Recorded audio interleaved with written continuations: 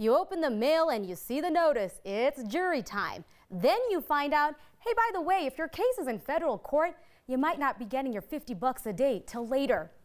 How would you decide that case? There is still funding for courts today, day 31 of the shutdown. After day 35 on Friday, that money's gone. Our Marshall Zellinger talked with one attorney who could actually benefit from this, but wants you to know about it. The judiciary, which includes the 10th Circuit federal courthouses in downtown Denver, runs out of funding after Friday. The question to consider is, would the government stop appearing in court? It's timely, and the press needs to be aware of what's going on here. Denver attorney David Lane is fired up enough that he wanted to talk about this while on vacation. The government is no different than any other litigant in court.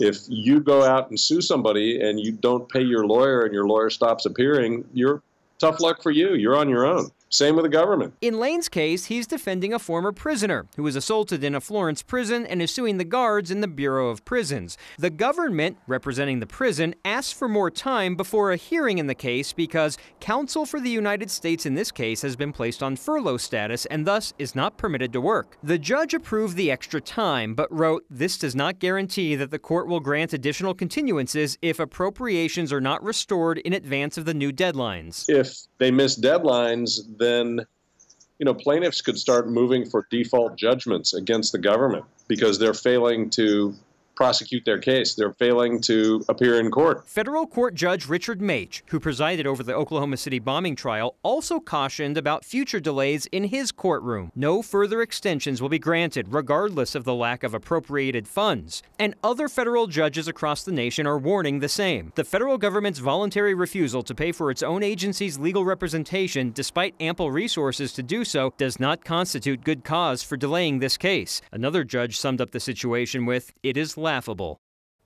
Those judge excerpts were from civil cases, the kind that if the government loses, taxpayer money is awarded to someone. Criminal cases, murders, drugs, bank robberies, those are supposed to continue uninterrupted.